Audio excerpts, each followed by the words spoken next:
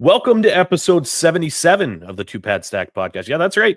We're coming up on 80 and we'll be at 100 before you know it. I'm your host, Ace. Alongside me, once again, my wonderful co host, Jake Reiser. Jake, how's it going, buddy?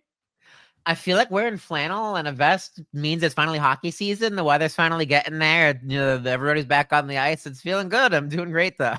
Yeah, it is starting to feel hockey season. There's already preseason hockey underway for the Boston Bruins, and we'll be breaking down both of those games that have happened to this point so far on today's episode.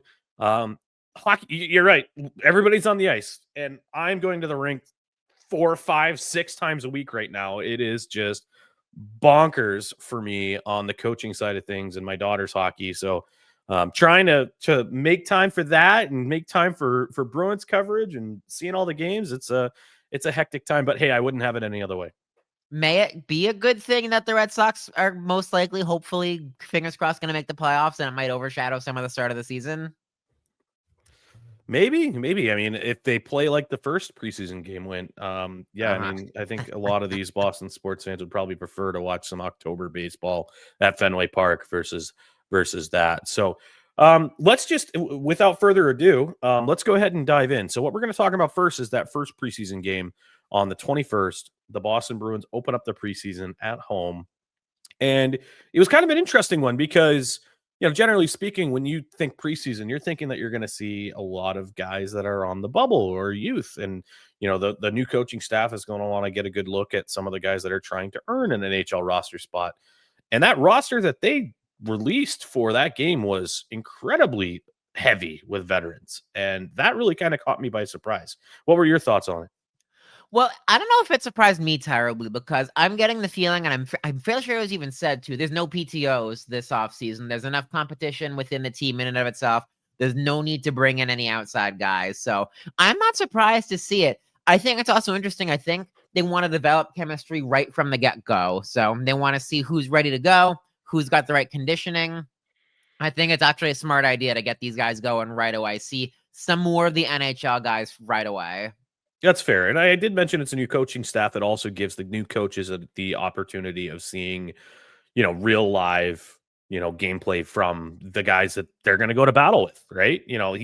Marco Sturm and Steve Spott, these guys are new to the team and they haven't had the chance to be behind the bench with these NHL players for the Boston Bruins. So, with this game also reflected the first opportunity for the Boston Bruins to debut their new home sweaters, that beautiful all black, no shoulder yoke or anything like that, big bold 8-spoked B. What's kind of, now that you've seen it on the ice, what's your take on the new home kit? So I heard on the DJ B and Pete Blackburn podcast that there's a manufacturing error and the B on the home jersey is too big. It's like 15% too big than what it actually should be. And it totally stood out. You're watching them like back and forth, like it's under their arms and getting in their way. Look, they look great. Just make that be smaller, please. As much as they look good, just make it a little smaller so they can actually stick handle and not have like a little weird foam padding just like up under their arms and get them all tripped up a little bit. See me, I'm kind of the other way. I actually liked how big the logo was. Like, it's just like in your face. Like, it's, and I there's been a lot of like spoke to be size discourse with this uniform. And I don't know, like I kind of like how ginormous that crest is. And then selfishly as a goalie, I feel like whenever I have a big crest on the center of my jersey, people like subconsciously aim for it. So I'm okay if I have a giant target on my chest. If you want to shoot at my chest, please do. That's the easiest way for me to maintain my rebound control. Shoot at that big spoke B. Make it bigger. That's fine by me. But maybe I don't think you're going to hear a lot of that analysis from a lot of the Boston Bruins media. Nobody really considers, what the goalies think. But I guess maybe that's probably because I play at a beer league level and maybe people just can't aim as well as an NHL player. But hey, it's neither here nor there. But I will say that the kit looked beautiful. I really, really liked it. But please, if you're going to talk about going back to the future, like that whole ad was with Michael J. Fox, you got to go back to the gold socks too. See, I'm the opposite there. I love the Black Sox. I think it's a nod back to that Centennial getup that we had a couple years ago. I'm fine with it. Yeah, you probably like the black seats in the Garden too, don't you? I don't mind them. I think they're Yeah, clean. gross. I think they're clean. Look, I love the black and gold checkerboard. Like, give me back to that, and I'd be a happy camper. But 100%. I don't necessarily mind the black seats. The only thing I mind is that they don't give us leg room. Oh yeah, I mean, you're I don't want to call you a little dude, but compared to me, you're a little dude. Like it is very uncomfortable for a guy that's 200 plus pounds to fit into the balcony at TD Garden. It is just Uh-huh. not an enjoyable experience. God forbid if the people on either side of you are also 200 plus pounds, and then you're becoming very intimate with your neighbors when you're just trying to watch a hockey game. And that's definitely a little bit of a challenge. I think they probably could have eliminated one seat in each section up top, and then Yeah. everybody would have been a little bit more comfortable. But yeah, I hear you loud and clear. But black and gold seats again, please. That was always something that popped. And I don't think I'm Even if you in the did it in like minority. alternating rows, you know, during like the check row, do like a black row, yellow row, black row, Yeah. yeah, almost like Yeah. a bumblebee-ish pattern. Like, I don't mind that. Yep. Absolutely. Or even go crazy. Like black, white, yellow, black, white, yellow. Like that would be fine too. Ooh, Yeah. Yeah. that's fire. Or even white and yellow, like Ooh. home whites, shift back to home whites. Can you Although I imagine? think the goalies might be really happy with that because with the white, you can probably see the black puck Oh, really 100%. easily. 100%. So, um, so let's talk about this game. Bruins are going into it. Let's be candid. Fans are not super optimistic, and neither is the national media going into this season. The Bruins, I think, are like projected to be like the 8th or ninth worst team, according to a lot of the major sports books right now. Um, But if you ask anybody in that room, you ask Charlie McAvoy, you ask Campus Lindholm, you ask Nikita Zadorov, you ask Jeremy Swayman, you ask David Pasternak, they like this. They like it when people are saying, "Oh, you're not going to do well. You're not going to be strong." They're like, "Well, expect less of us." That makes it easier for us to overcome and we have a chip on our shoulder and show you that we actually deserve it because um they want to do that. And I honestly think that they probably can. And we'll talk about that in a little bit. But what But else are they gonna say? Yeah, we suck. I hate this unit. I think we're gonna definitely be terrible this year. But they can't say stuff like that. They're all well too media trained for that. yeah, and I do also subscribe a little bit to the thought that it was just a perfect storm of shit last season. We've talked about it countless times Yeah. on this podcast, and this is a grand reset button for them, and I'm very intrigued to see when it actually gets going, what it looks like for this team. So speaking of um, getting it going, Morgan Geeky, friend of the show, gets it going in this game with a beautiful. Just I won't even call it a one-timer because it was off of a deflection, and he just turned around and just smacked the shit out of that puck with a slap shot. That puck had to be going like 99 miles an hour at the bare minimum, and that went in and put the Bruins up 1-0. Showing that skill that made him a 30 goal scorer last year. Everybody's got Morgan Geeky pegged as the player most likely to have regression for the Boston Bruins, and that's the easy answer. But from what I saw to start this game, it looks like Geeky's on pace to keep it right up where he was last year. He looks good to go from the jump, and that's a huge thing considering he had what 6 points in general in 22 games to start the year last year, and then went off to have 33 goals. So if he's like this from the jump, I can't wait to see what he does over the course of 82 games. But that might have been one of the only bright spots, unfortunately, because the rest of that game did not go so well. I think Sonny Milano ended up torching the Bruins quite a bit. Oh my goodness. Yeah, he had like 4 points, 2 goals, 2 Yep. assists. And he It was like looked a like he minute could and a have half had later more. after it was like a minute and a half later after he scored. It's that silky backhander just right over DiPietro's shoulder. Yeah, +4 on the game for Sonny Milano, by the way. Woo. Not that That's plus minus filthy. is super important, but hey, when it's +4, you gotta recognize it, right? So Yeah. yeah, so that was an interesting note. What I was really focusing on is we mentioned that it was already a pretty veteran heavy lineup. There were some players that are battling for spots on this roster that were playing in this game. And, the ones that really kind of stood out to me in this one, for not such a great reason, was Mate Blumel, Matthew Poitras, and Steves. What is it? What is Steves' first name again? Alex. Alex Steves. Thank you. Not. I mean, I saw flashes of brilliance offensively from Mate Blumel, and I saw some decent forechecking efforts from Alex Steves. Then I saw some okay movement from Matty Poitras. I also saw Matty Poitras get into multiple times where he took big open ice contact that really put him behind the 8 ball last year, and it looks like he's still missing that elusiveness to his game to prevent those kind of really punishing body checks that can derail his momentum in his NHL career. So, wasn't super impressed with those three in their initial audition in game action. But I wonder if that's going to be a part of the new system, that not everybody has to be so worried about defensive responsibility. If they need these guys who are going to have some offensive flash and just shoot, maybe there's like the 1 or 2 open roster spots where they don't care about having a guy that's defensively responsible. I feel like that's been the MO of the Bruins for so many years. Maybe this is the time that kind of hole gets poked into that system where, hey, this guy doesn't have to be the best without the puck or the best behind the play, but when he has the puck, he looks like a good threat, and that might be a place where Blumel kind of fits in. Yeah, I mean, right now, I think that he still has a skill set that is sorely missing from this roster from anyone not named Morgan Geekie or David Pastrnak, obviously. You know, he has that shot first mentality. And I will also say maybe I can see that maybe out of Victor Arvidsson too. We did see his debut in a Boston Bruins uniform in this game as well.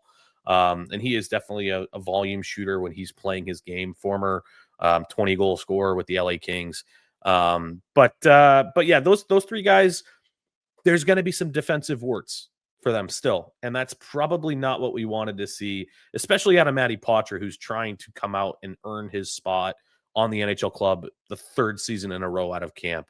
And, and that's kind of one concern for me. One player that is young, that is also battling for a spot that I was actually very impressed with in this game was Fraser Minten. What was your thoughts about Minty's his game in that first preseason game? He's a big body. He's a good forechecker. He's got a decent hockey IQ. I could absolutely see him slotting into this bottom 6 and me being comfortable enough to let him ride and continue to develop at the pro level. Yeah, I 100% agree. I think he's solid in the defensive zone. He goes to the right place. He's got a good stick. He disrupts plays. And then he's also not a burden in the offensive zone either. He's good at maintaining puck possession. Not quite as big as Charlie Coyle, but I mean, he reminds me of a Charlie Coyle type presence in both zones. And that's what the Boston Bruins needed. They needed a replacement for Charlie Coyle, a good two-way centerman for the third line. And Minten's young. He can be here and take that job, maybe even second line center in the next 2-3 seasons. I mean, you look at a core of having Elias Lindholm, Fraser Minten, and whomever. It doesn't sound so bad down the middle as maybe we once thought it was. I don't think Casey Middlestat maybe projects there, or I don't think maybe Pavel Zacha projects there. But yeah, I really like what I've seen out of Fraser Minten in this first game. He sounds like a great clubhouse locker room guy too. From what I've seen now in multiple games, he's consistently the last one off the ice to give a guy a hug. And we'll talk about the New York game more in depth in a bit, but he was the last guy off the ice in New York giving everybody a high five before they went to the locker room. So he seems like a good guy in the dressing room as well, to just be a little glue guy for those young kids. Yeah, and in this season where it is a little bit of a transitional year, I mean, the Bruins are trying to prove that they are still I won't even call a contender. Nobody's calling them a contender. I'm not, that's for sure. But they're trying to prove that they have that Boston Bruins identity still. And with a guy like Brad Marchand no longer being in the room during camp and stuff like that, like, they need to identify who those people are going to be to kind of take that culture aspect of the Bruins as their responsibility. And I am glad to hear that from a new guy. He hasn't even had a training camp with the Boston Bruins yet, and he's already making those impressions. So really, really impressed with Fraser Minten. Speaking of other battles, so obviously everyone and their mother knows that Jeremy Swayman is the bona fide number one goaltender for the Boston Bruins, right? Mhm. There is some speculation that there's going to be some battles there for the backup goaltending spot. Obviously, you got to admit that Jonas Corposalo probably has the inside edge, just contractually speaking, on that position. But it has been speculated by many national media outlets, including 32 Thoughts with Elliot Friedman, that Michael DiPietro, AHL goaltender of the year for the Providence Bruins last year, had the opportunity to get some NHL contracts out there. And instead of going to the market, he actually elected to re-sign to the Boston Bruins prior to free agency opening. And that kind of was an eyebrow raiser. We've talked about it on previous episodes. But there seems to be maybe some understanding behind the scenes that there was a wink, wink, nudge, nudge. Hey, if you outplay Jonas Corposalo in camp, you could win that backup job. And DiPietro decided, hey, I could probably outplay Jonas Corposalo. Didn't, and I won't put it all on him, but didn't get a really great outing in this preseason game against the Capitals. No, he didn't look phenomenal. I think he looked a little bit lost at times. Maybe a little bit overwhelmed, but again, it's like it's one game, and it sucks that there's 6 preseason games, and that's pretty much all you get to showcase. And for goalies, it's a rotation, so you maybe get 2 games to showcase what you can do. But DiPietro certainly put himself beyond the 8 ball there. And like I said, admittedly, there was some abysmal defensive plays in front of him. Like Soderstrom put it on a tee for one of the Capitals. I think it was one of the Sonny Milano goals. Zadorov had a complete gaffe, I think, in this game to go into a goal for the Washington Capitals. So I'm not putting it all on DiPietro. He's got enough of a record and a resume to say this is more of a outlier than anything else. Not reason to expect that would continue, but there was definitely, the box score didn't look good for him when he's trying to battle for a job. Any other thoughts on DiPietro? I think maybe he thought this contract would be great for him developmentally. I know that a lot of people have said, oh, look, if you outplay Corposalo, the backup role is yours. But maybe he's thinking about his future long-term, and that if he rushes himself to the NHL so quickly, he's going to flame out and become another one of the Tristan Jarry, Alex Nedeljkovic type of guys. And so maybe this is a good thing for him, that if he ends up back in Providence, he can settle back down, figure out a role for himself, and, have better of a chance to be a long-term NHL goaltender rather than a flame out really quickly. Well, I mean, this could still be a NHL situation for him this year, right? Because he is waiver eligible. So, I mean, the Bruins decide, okay, sorry, Michael, you didn't quite make the cut. We're going to go with Jonas Corposalo. We're going to place you on waivers to try to send you down to Providence. You're telling me Edmonton wouldn't be like, this guy's got to be better than Stuart Skinner, right? Yeah. He's got to be. We're going to take, everybody's already played matchmaker with, everybody was like, oh, Edmonton's going to sign him in free agency. Yeah. So it wouldn't surprise me whatsoever if he gets that call and they say, okay, we're not going to go with you, unfortunately. We're going to try sending you down. And then he's going to get picked up on waivers. Like I would bet money that when this happens, he goes and he's a part of another organization. But does that hurt so much considering how impressed I was with Simon Zajac? Great transition, Jake. Well done. Yes. Yeah. What were your thoughts on Zajac? He's athletic. First off, let me talk about the pads. The pads that he brought over from the Czech Republic, from HC Litinov. One more time. What was that? What team? HC Litinov. There you go. That was good. So impressive. The fact that the black and gold and the stripes, it looks like bear claws already through. The setup is impressive, but he's an athletic dude. He's not maybe their most traditional butterfly goalie, but he uses all of his 6'2", 187 frame to his advantage. I was really impressed with his goaltending play. I loved his game too. And obviously the style is important too. As a goalie myself, I love the style. First thing I saw, I jumped on the Two Pad Stack Twitter account, grabbed that screenshot. I was like, look at this guy's gear. Like, this is how you do it. Somebody give Jonas Corposalo memos that's what gear is supposed to look like. Jonas Corposalo has one of the worst looking goalie masks I have ever seen. It looks like he used like clip art to design his goalie mask. I'm like, what are we doing here? But Zajac, A, looked like a competent goalie at the NHL level, and B, looked damn good while he was doing it. Mm-hmm. Actually, it reminded me of like Marty Turco when he was with the Bruins, those gold pads. Do you remember Oh those? man, that feels like a lifetime ago. It wasn't even that long. I feel like it was like maybe 8-9 years ago. Not even that long Yeah, ago. it was like very much towards the back end of Turco's Oh career. yeah. Yeah, he was getting ready to be sent to the glue factory for sure. Yeah. So we already talked about defensemen. Any other thoughts on Zajac? No, I mean, look, Zajac might just be the AHL starter if, DiPietro goes on waivers Absolutely. and gets claimed, and I wouldn't be mad at it whatsoever. 100% with you. And I think that's probably what he saw when he decided to come over to North America. So we already talked about some defensive gaffes and who maybe didn't look so bright defensively on the blue line. I will say that the Boston Bruins are incredibly high on Frederic Brunet. And I actually really, really liked his game in this particular contest. He didn't get on the score sheet, but he did have a boom clapper from the blue line that hit the post that stayed out. And I didn't notice him a lot during the game. And as a young defenseman, we've said this before, not being noticed is a good thing. It looks like you belong. You don't stand out. I'm going to notice you when you send a muffin into the slot and you turn it over. I'm going to notice you if you get out muscled by a forward and you turn it over in the defensive zone. I'm going to notice you if you completely miss a wide open breakout pass. I didn't notice any of those things. I noticed good things.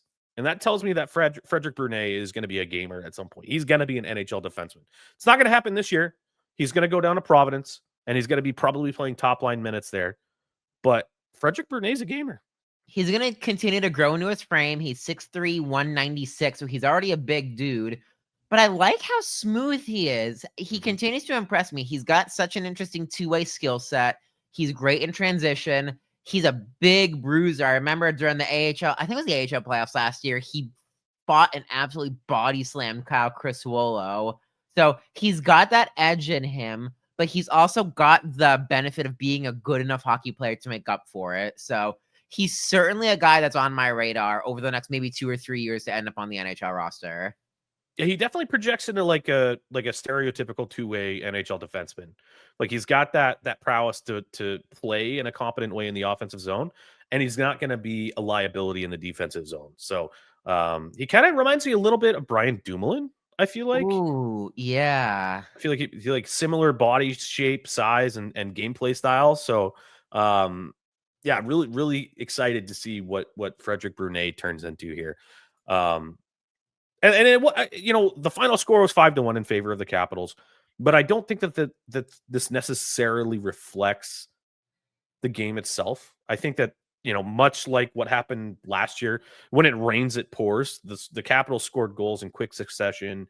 The Bruins gave up another shorthanded goal. I think. I don't know. Maybe that was the other game. Whatever. Regardless, it was just not an optimal situation defensively, but the effort was there, which wasn't often said last season, especially in the back half of the year when they, sold all the assets. Shots were in favor of the Boston Bruins. Shot attempts were in favor of the Boston Bruins. It seems like every opportunity that the Capitals got, they were able to make it a much more dangerous opportunity. And the Bruins didn't do a good job at mitigating that center area of the ice whenever the Capitals had the puck. Who knows if this is a quantity over quality team, which feels very contrarian to what we've said the last few years between Jim Montgomery, Bruce Cassidy. They're very quality over quantity. We would see maybe 25 shots a game max, but a lot of them were high danger chances. So maybe this is a team that shoots the puck 40 times a game on net just to see what the heck can go through. Yeah, absolutely. And the other thing that was interesting to me is I was looking at the box score, and obviously this is subject to interpretation from the official scorers in the arena. But the Bruins did have 5 takeaways to the 1 takeaway for the Washington Capitals. So they're doing their job. They just got to keep the puck out of the net right now. And that's not just going to be because we have a biased score, because this is going to be a consistent pattern for both of these preseason games. And I think that's a great transition over to game 2 on the 23rd of September, a 5-4 overtime win against the Rangers at Madison Square Garden. So about that game, much more of a younger lineup. There are still some veterans sprinkled in. I think there's actually, is there an NHL rule that you have to have a minimum number of veterans I that think it's play a like preseason 4 game? veterans who've played more than half of the games in the previous season. Yeah, and it doesn't have to be necessarily with the Bruins. I think they just had to be Yep, NHL in players in the general. previous season. Yep. So, but this was definitely much more of a, the veterans don't want to go on the road. They want to stay home until the season starts. So get all the kids that are trying to compete for a spot on the airplane and fly them down to New York. And one of the kids that is trying to make his presence known, I mean, David Pastrnak himself called him up and convinced him to sign with us after leading the Texas Stars in scoring 3 years in a row. Mate Blumel opens up the scoring off a beautiful, beautiful pass from Casey Middlestat right in the slot. So, what are your thoughts on Blumel in this game? I think that whole line of Lockmelis, Middlestat, and Blumel looks really good all the way around. I think they look poised. They look confident with the puck. Their passing was really crisp. I want to say that about Middlestat, not just for that goal, but for the other goals that we'll talk about in this game. Anytime he had the puck, he looked calm. He looked cool. He looked like he was making the right pass. He wasn't freaking out. I was actually very impressed with Middlestat's game overall. But Blumel, as we said, he's a much more offensive threat. I just think he looks like that a prototypical third line, maybe left winger, maybe right winger, a guy who's going to shoot a lot on net, end up in the right spot. Certainly ended up in the right spot from that Middlestat pass. Absolutely beautiful. So, yeah, I think he's playing his way onto the team, in my opinion. Yeah, just like the perfect kind of player for that PP2 winger spot. I Oh, feel absolutely. just that gameplay style that he has. So, once again, he had a few defensive blemishes, but that's going to be just kind of something you have to anticipate with this individual player.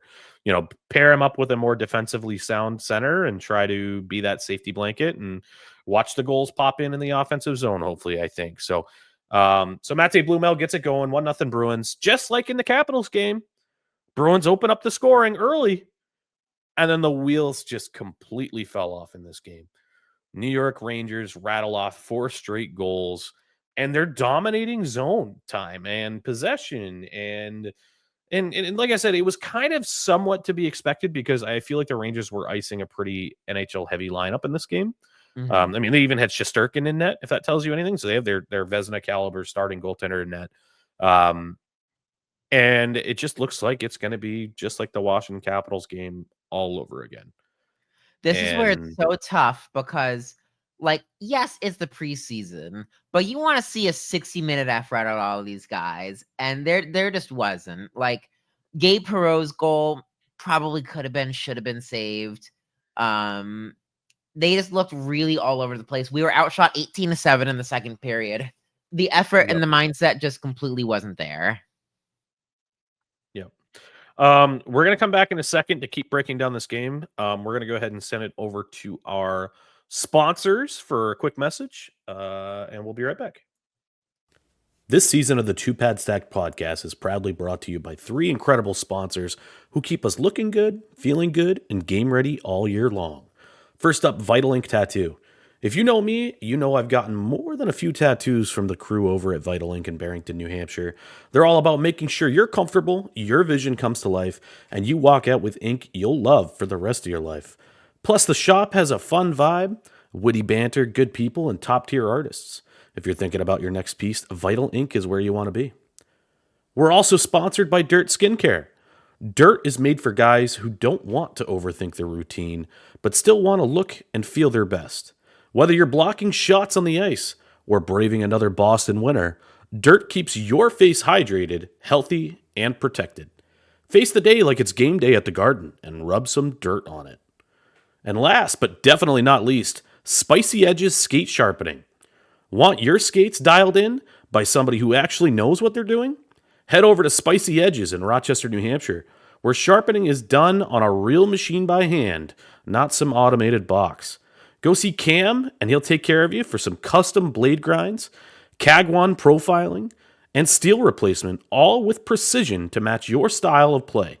Whether you're a beer league bender, a high school sniper, or just getting started, Cam's got your edges covered. Plus, they've got sticks, laces, tape, steel, and more to keep you game ready. Call or text Cam at 603-866-9668. Spicy Edges Skate Sharpening. Get sharp, stay spicy. Your season, your shot. The NFL season is rolling, and every touchdown can bring you closer to a payout with DraftKings Sportsbook, an official sports betting partner of the NFL. You know, we are a Boston-based podcast, so we got to focus on the New England Patriots a little bit. Minus 238 odds at the time of this recording. Just remember, lines and odds are subject to change, but maybe that means the Patriots are in line for a victory on Sunday, and you can cash in on that. New customers, this one's for you. Bet just $5, get $200 in bonus bets instantly. Plus, score over $200 off NFL Sunday Ticket from YouTube and YouTube TV. Download the DraftKings Sportsbook app and use code THPN. That's code THPN to get $200 in bonus bets instantly when you place your first $5 bet. Plus, over $200 off NFL Sunday Ticket from YouTube and YouTube TV. In partnership with DraftKings, the crown is yours. Gambling problem? Call 1-800-GAMBLER. In New York, call 877-8-HOPE-NY or text HOPE-NY 467-369. In Connecticut, help is available for problem gambling. Call 888-789-7777 or visit ccpg.org. Please play responsibly. On behalf of Boot Hill Casino and Resort in Kansas. 21 plus age and eligibility varies by jurisdiction. Fees may apply in Illinois, void in Ontario. Bonus bets expire 7 days after issuance. See sportsbook.draftkings.com/promos. NFL Sunday Ticket offer for new subscribers only and auto renews until canceled. Digital games and commercial use excluded. Restrictions apply. Additional NFL Sunday Ticket terms at youtube.com/go/NFL Sunday Ticket/terms. Limited time offer. All right. Yeah. So one interesting thing that I noticed too is that we were able to get a good look at the Boston Bruins power play in this particular game. And if you weren't aware, I think we touched on it before, but the Bruins brought in a new coach, a new assistant coach under Marco Sturm, Coach Steve Spott, and he is supposed to be the guy that is going to be running this power play. It's been much, speculated upon or even criticized upon last year, where the Bruins did not get nearly enough production out of the power play. And that's probably a big reason why the Bruins said, no, thank you. We're going to go and have a full coaching search at the end of the season. And Steve Spott now is responsible for that. One thing that I noticed right off the hop is it seemed like they were zipping that puck around the offensive zone much, much quicker than maybe I saw last year. And I also thought that they gained the zone entry much, much easier than what they did last year as well. What were your thoughts on the power play there, Jake? Oh, I think they look already like a mile better than they did last year. You're right. They're zipping the puck around a lot more. They're not letting the defense set in a diamond or a square, however the PK wants to handle it. And that's the most important thing. I think we got so used to sticking with the I formation and having a bumper because it's what the Bergeron era did. It's what, they have to adapt. They have to adapt the power play to what the new roster is going to end up being like, and they had to be quicker. I think so many times last year, you and I were saying they're holding the puck and they're looking for pretty chances and pretty seams. You're not going to get that if you're holding onto the puck and letting two PKers crash on you. So you're right. They were zipping the puck around. I think they were getting much better chances. But you're right. Spot has his hands full. I think mainly in just having consistent personnel, not knowing, exactly who's going to be on this roster at any given time. There's at least 15 forwards who could be on this team at any given time with only 12 spots. So just not having that consistency will probably have Spot being like, oh, fuck, like that guy was on my PP2. Like, how am I going to now adjust and rotate because this guy doesn't fit what I had? But I think at the very least in one game, while they didn't score, I think they looked a little better. Yeah, and they didn't score, but Aside guess from who the did shorty score giving on their up. power play? Yeah. Yeah, the New York Rangers score a shorthanded goal on the Boston Bruins. And who is it? None other than the guy that the Bruins were allegedly trading for like 4 days, Vladislav Gavrikov, in transition, shorthanded. So that was a little bit of a concern. I'm like, oh boy, here we go again. Like, giving up shorthanded goals. This game's already over. They're down 4-1, and it's just might as well just go to bed at this point. And well, you can put that on Blumel too. The pass from Patra went back to Blumel. It kind of got stuck around in his skates. Wasn't really looking confident, and the Rangers absolutely pounced on it. Exactly. And those are some of those defensive warts I was alluding to earlier. So I was ready to call it a night. I decided to go, hey, I'm going to go lie down in bed. I'll throw it on my phone and I'll watch it from my phone in bed. And Sure enough, as I'm turning it on, I see the Bruins celebrating. Right after they took a penalty, they were shorthanded. And who other than free agent signing Mikey Asamont is hugging his teammates. And the Bruins scored a shorthanded goal of their own. I was like, wow, that's a nice change of pace. And then I saw the replay, the highlight of it. What a goal this was. Like the soft Absolutely hands this guy has. I did impressive. not expect that. No, he makes a great bit of pressure in the offensive zone, gets around Adam Fox, who the conversation on Adam Fox this summer has been hysterical. That someone on the Athletic said like there's like a dozen NHL defensemen I would take over Adam Fox. He's still a great defender, and for Asamont to kind of put him in a wraparound, get the puck facing the completely the opposite way, spin around, get on goal, go forehand backhand, and actually lift the puck on a butterfly goaltender. I feel like it's one of the skill sets this Bruins team has been missing for years in tight on a butterfly goaltender. How many times do you see them go forehand backhand or backhand forehand? Just right into the pads. Nothing. So I love seeing Asamont be able to lift that puck in tight quarters up over the goaltender. What a phenomenal goal for the guy. That's the Norris Trophy winner from 2021 that Mikey Asamont just torched. Yep. Like, obviously, there's a little bit of regression there, but Adam Fox is still, he's a bona fide number one defenseman. And if that's a guy on your fourth line, which I do project Asamont making this roster on the fourth line, if your fourth liners can do that, that's beautiful. Now we just got to figure out how to get our top six scoring if Mikey Asamont is going to be able to score like that. But hey, Mikey Asamont wasn't done with just that one. He said, hey, now it's a 2-goal game. It's within reach, right? Bruins have come back from 4-1 down before. I don't know if you recall that. That one was a little bit more important in the playoffs against the Toronto Maple Leafs. But hey, we'll talk about it, and we'll always make fun of the Leafs if we have the opportunity to on the 2-pad stack. But Asamont goes ahead and scores again. It was a great goal. Jackson Dorrington, the Rangers defenseman, has the puck behind the net, makes an errant pass, and Jordan Harris, who I thought was such an interesting signing. Haverhill right there from that kid. Exactly. But he steps up in front of Will Cooley, gets the turnover, makes the pass to Asamont, who just drifts back and back and back, doesn't immediately have to get off that one-timer, and flicks a beautiful goal. Again, absolutely gorgeous roof job. So these guys, I feel like it's something that the Bruins lacked last year, and maybe it's because we had that perfect storm of all the injury bugs, but there's depth on the back end of things in the bottom six, in the bottom forwards, in the third pairing or the seventh defenseman. There's a depth there. Last year, yes, they had Parker Wotherspoon, but behind him, there wasn't much. There are some interesting options, especially with Jordan Harris possibly as at number 7 this year, to make a case to say, hey, this might not be a very top-heavy team, but there's balance from top to bottom.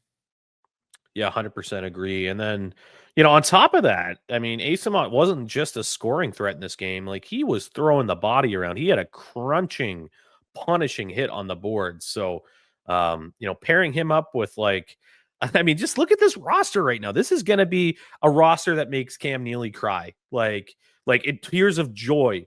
Because you have Tanner Jeannot, who's going to be crunching people. You have Asamont, you have Kastelik, you have Zadorov on the back end. If McAvoy decides he wants to be physical, this team can hurt you. But they got to figure out the goal scoring side of things to support that. But really, really, really, really liked Mikey Asamont's game here. And I think that's probably the easiest thing to say after he scored 2 goals and basically single-handedly commanded this team back into a spot to make this game interesting late. And he wasn't even done yet. Yeah. I mean, what happened later, Jake? They pulled the empty net, and instead of giving up a goal, they tied the game at 4. They had the puck moving. I said it before, I thought Casey Mittelstadt looked great all the way around. He sits on that half board as a puck distributor, working with Asamont down low. Asamont goes right across to Marat Khusnutdinov, and this game is tied at 4 with just over a minute to go.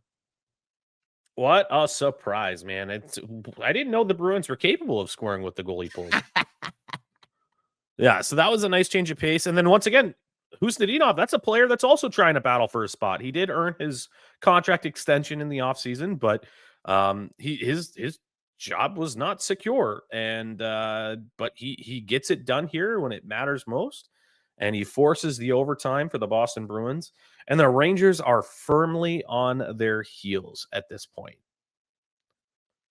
Yeah, and then it forces Sam Carrick to take a penalty with 15 seconds left in the game to put on Mikey Eyssimont too. Eyssimont drew the penalty Great to put point. the Bruins on the power play going into overtime. Welcome to the Eyssimont show, ladies and gentlemen.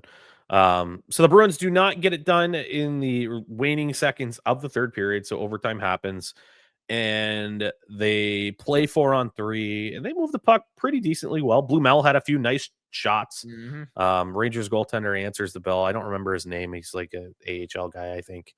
Because Shesterkin got benched. Boyko. Yeah.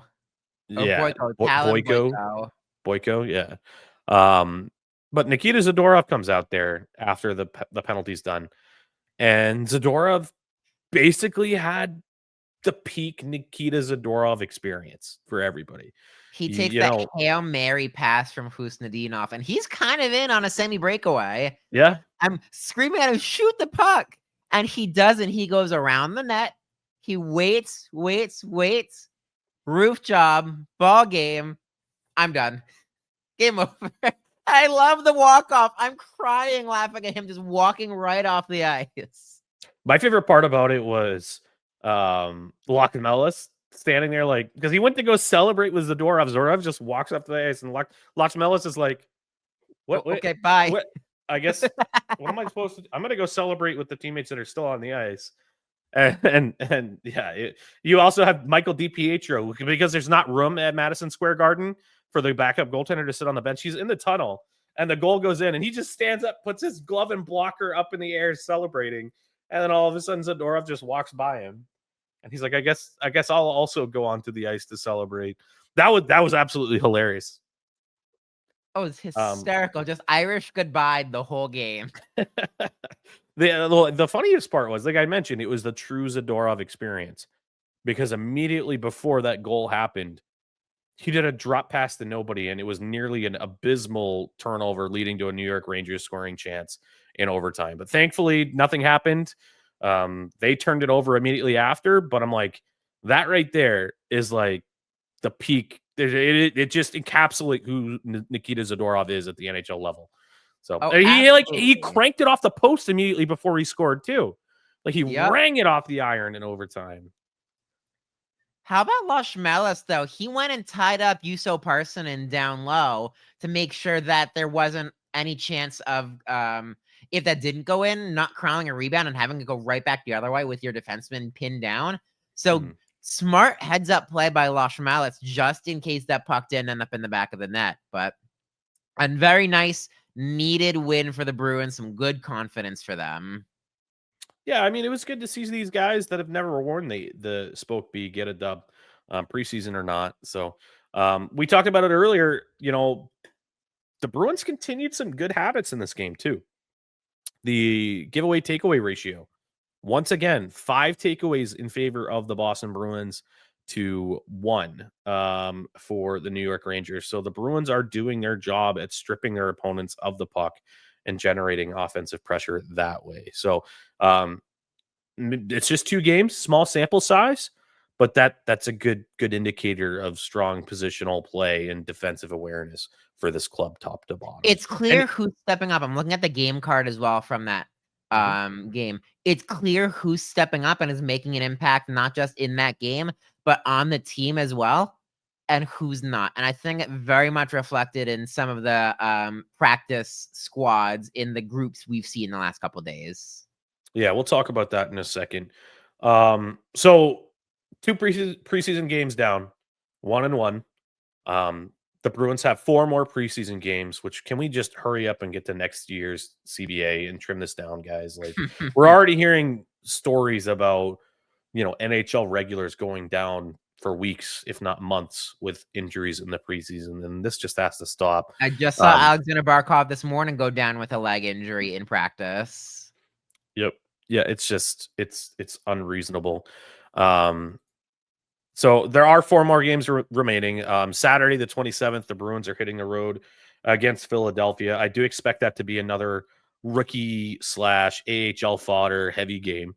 But I would keep your eye out to see, maybe a Lach Melis play again. It wouldn't surprise me to see, maybe Swayman make his preseason debut in this game, or maybe that waits for he goes back at home. But yeah, Saturday against the Philadelphia Flyers. Then they are going to be playing again on Monday, the 29th, against the Philadelphia Flyers. So a little back-to-back with the Flyers, home and home. And then they're going to be back at it on the 2nd for another primer against the Washington Capitals. I think this is going to be an interesting one against the Caps because the Bruins will be opening up their season, the regular season, on the road in Washington against the Capitals. So that could be an interesting one to kind of keep an eye out for. And then finally, on Saturday, the 4th of October, the Bruins will be wrapping up their preseason with another tilt against the New York Rangers.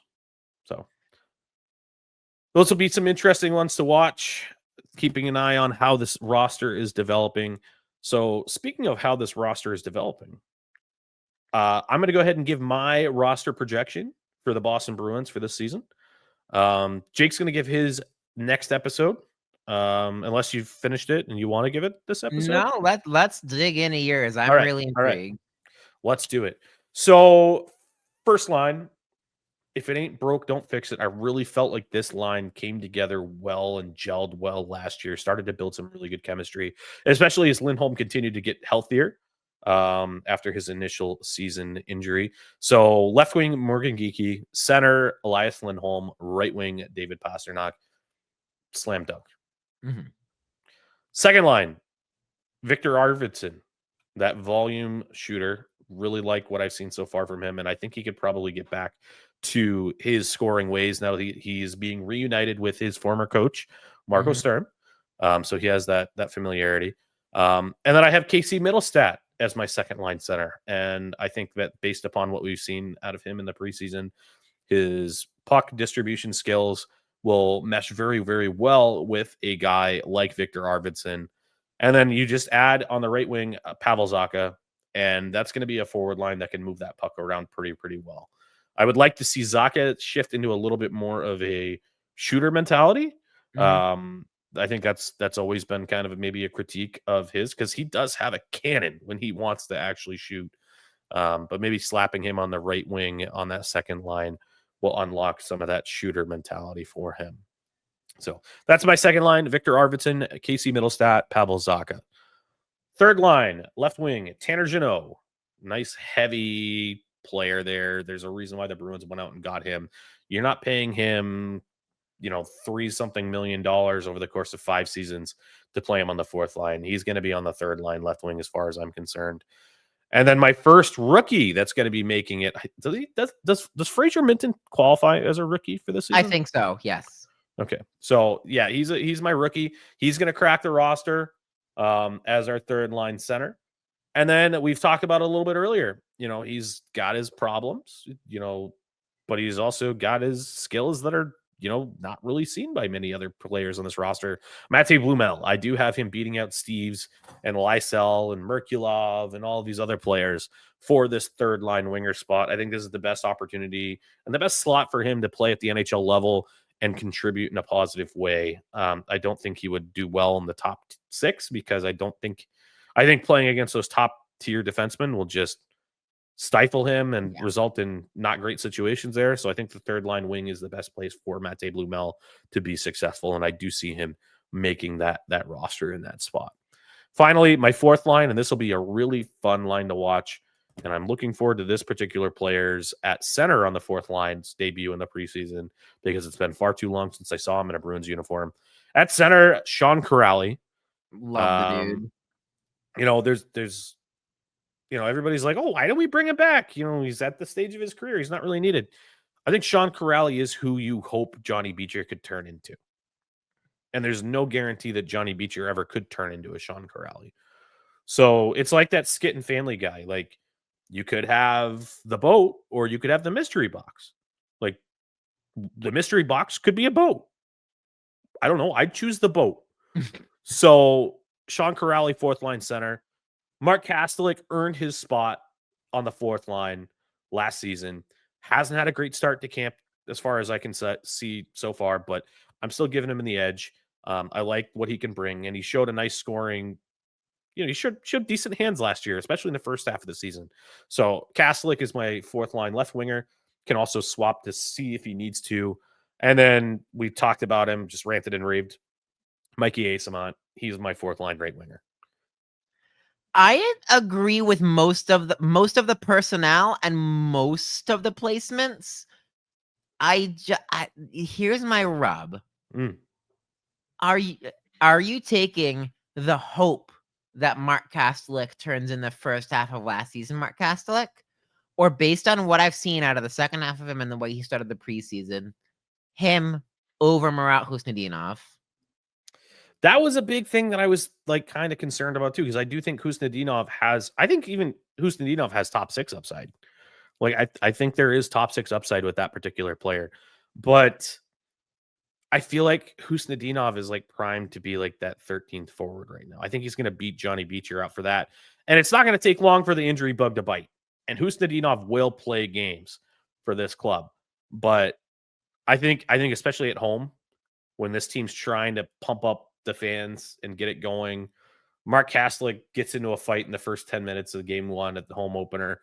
Like that's going to be something that's worth the price of admission. And I know fighting doesn't get you any points in the standings. I get it. But the Bruins are the Bruins. And this fan base, I myself am included. I'm a knuckle dragging Neanderthal. I love it. I love fights. And I want to see that in my roster.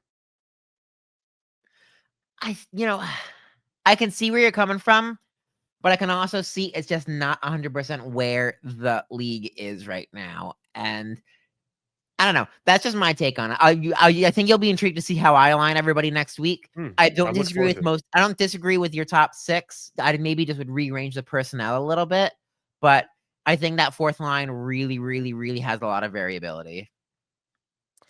Yeah, and I mean, it'd be one thing if Kastelik was like Matt Rempe. Yeah. But I do think Kastelik has offensive upside.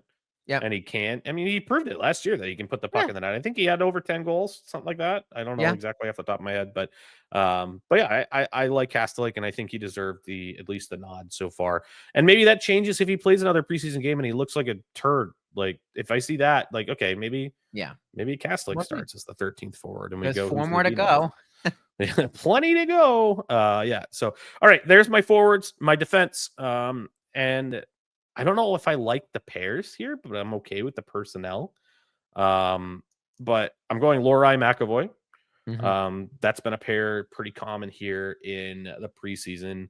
Marco Sturm actually was talking about, Lohrei, about how they need to maybe correct some bad habits that creeped into his game, but the raw skills are there. And this is a reset button for him, right? Like he was playing a bunch of garbage minutes. He basically playing top line or top pair minutes when the Bruins threw in the towel for last year. So of course he's going to have a ton of minuses there. So that's my first pair. Second pair, Hampus Lindholm, Andrew Peeke.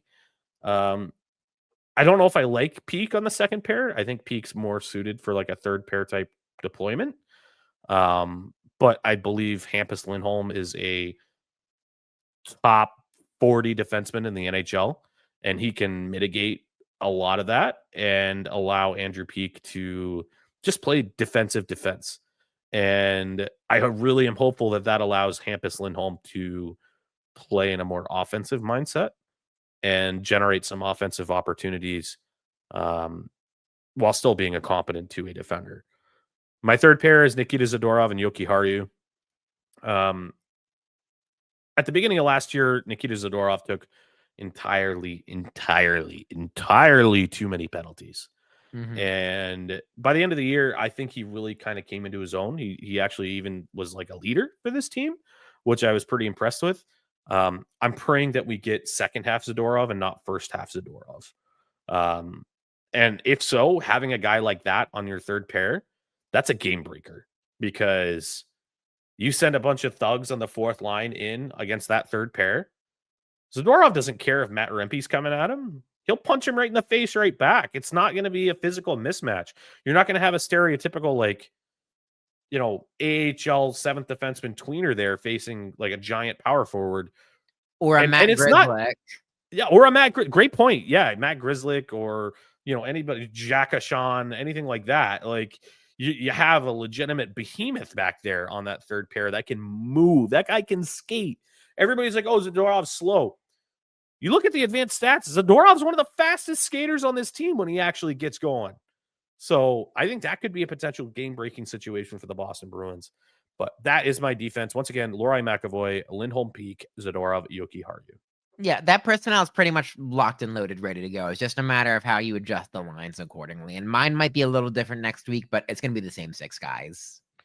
Yeah, it's going to also be, like you mentioned, it's going to be situational too, depending on who you're playing against. If you're playing against a heavier, bigger team, you probably shift Zadorov maybe a little higher in the pairings, and you put, Lauri down a little bit and isolate him a little bit. Right. So, and maybe Lindholm ends up with some top line minutes, and this is just him easing back in because he hasn't played in 9 months. Great point. Maybe this is him just easing back into having such a number of minutes on the team before he ends up back with McAvoy. Yep. And then the final piece of it's goaltending. Obviously, not going to spend too much time talking about this. I think we've already talked about Korpisalo probably earning that spot back. But Jeremy Swayman is your number one goaltender. Yeah. So. Not a question. All right, so there you go. You have my projected roster. Please tweet at us. Tell me I'm dumb. Tell me what you would change. I would love the engagement. Make sure you follow our Twitter account and yell at me. I love that. So today came out. So today, if you didn't know, we're recording here on Thursday, the 25th. It came out from Belle Frazier, who, congratulations to Belle, who was named the multimedia reporter for the Boston Bruins. Now she's coming back. She originally covered the Bruins, the BU girl, but then she left to go cover the Utah Mammoth in their inaugural season. But she was hired by the Boston Bruins directly to do reporting, which is really, really awesome. She came out and, had a nice little report on the team today and was able to report on the splits from camp today. And it looks like the Boston Bruins have already started kind of separating this team into the would-be's and the current NHL crew. And what was kind of interesting is that there were a couple of players that were not on that list of the NHL guys that were kind of interesting. Who are they, Jake? Namely, Johnny Beecher. I'd say Fabian Lysell, Georgi Merkulov, Dan Zlashmelis, who I thought was looking pretty good. Brunet didn't make it. Callahan's not there. Zajaczek's down there. But really, it's Johnny Beecher, who I think surprised me that, this is his make or break it year, and he's getting such a critical look, and that he's not playing with the NHL regulars. Hopefully it lights a fire under his ass and gets him back there, but I think it's very telling that he's a part of the Group B and not a part of, the NHL seeming roster right now. Yeah, and Belle Frazier talked to Johnny Beecher at the end of the game, and she had this quote from him regarding his camp so far. Well, I thought it started pretty strong. I feel like practices have been going well, working hard, just trying to come here every day with a positive attitude. At the end of the day, there's a lot of camp left. So he seems to understand that, hey, I'm behind the 8 ball, but I still have an opportunity in these last 4 games to go out and show that I deserve to be on this NHL club. And this is an interesting message for head coach Marco Sturm to send to a Fabian Lysell and to a Johnny Beecher. And I'm intrigued to see how those two respond to it with, only 4 games left in the preseason. These guys are first-round picks who haven't necessarily panned out to your potential. Yeah, Beecher's been on the NHL roster for a couple of years, but he's been like a very platonic fourth-line center, and Fabian Lysell has barely been able to crack the NHL roster, and anytime he's up, it's like 3 or 4 games max, and he's right back down because he makes no impact. So this is really like, you got to cut the mustard. It's a new regime. It's fresh eyes. Like, there's no more excuses. Like, you got to do it. Absolutely. Absolutely. So one last piece of news before we wrap up this episode. We have a Hockey Hall of Famer joining the Bruins staff.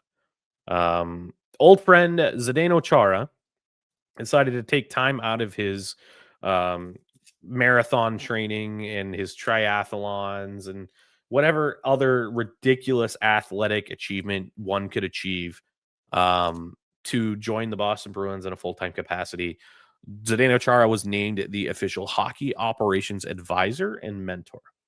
And from the press release, in his new role, Chara will work closely with both players and staff to advise the organization in key areas. His primary responsibilities will include building relationships and strengthening communication between players and coaches, attending practices and home games, and providing off ice development support to defensemen. He will also serve as a resource for the team's development staff and make periodic visits to connect with prospects at the AHL level. Anytime you can get this man talking to anybody in your organization, you need to do it. And I mean, it's no secret that countless media members, countless players, countless management people have lauded Zdeno Chara for his work ethic and his culture that he reset for this team when he signed here as a free agent, and his work as captain as the Boston Bruins, bringing a cup back to Boston. This is a slam dunk. I don't know why this wasn't done like 3 seasons before. You hear that, Don? That's Z breathing right down your neck. If you don't do well the next couple of years, this sounds like a general manager in the making, sitting right behind you. The culture that this guy brought to the Bruins, the Stanley Cup that he brought, the respect he continues to command across the team, the organization, the league, the city, up and down. This role genuinely sounds like Intro to General Managing 101. How do you handle the organization? How do you handle relationships between the front office and the players? How do you handle the development of your minor league system? I think it's such a phenomenal hire for the Bruins, and I'm so glad to see Big Z back and maybe Little Z. Now, maybe we call that Nikita Zadorov Little Z since Big Z's back in the organization somehow. No, I have no evidence behind this whatsoever, but let's just say I'd stepped into a time machine, or you stepped into, hypothetically, you stepped into a time machine and you went 10 years into the future. How surprised would you be if you went onto the bus? First thing you did is you grab your cell phone after stepping out of the time machine and you go to www.bostonbruins.com and you click on the staff section of the website. If you didn't know, they have a full directory on their website of who's working for them. And you see general manager Zdeno Chara, and then you see head coach Patrice Bergeron. I wouldn't be surprised in the least bit. These guys have such smarts. It's such a respect for the culture that they've brought to the city of Boston and to the Boston Bruins organization. I wouldn't mind whatsoever seeing that happen. I'd be such a happy, 45-year-old man. I just, with my gray hair, still season ticket holder there at TD Garden. I remember watching them live as players. So, but yeah, that's just something to chew on there. I was just thinking about that. But yeah, so that's any closing thoughts here before we wrap up, Jake? I'll repeat something you said earlier. Can we have next year's CBA already? Have the games start in late September, only 4 preseason games. It makes so much more sense to get hockey going right away. Have 84 games. I totally don't mind that. Let's just get hockey going. Let's cut the bullshit and let's just get some real hockey playing. It's coming up soon, and we'll probably have one more episode before the regular season begins for you guys. But on behalf of myself and Jake, we really appreciate your listenership. Once again, make sure you're checking us out on all platforms. Toss us a subscription on YouTube. We really appreciate that. And we'll catch you next time. Peace. Peace.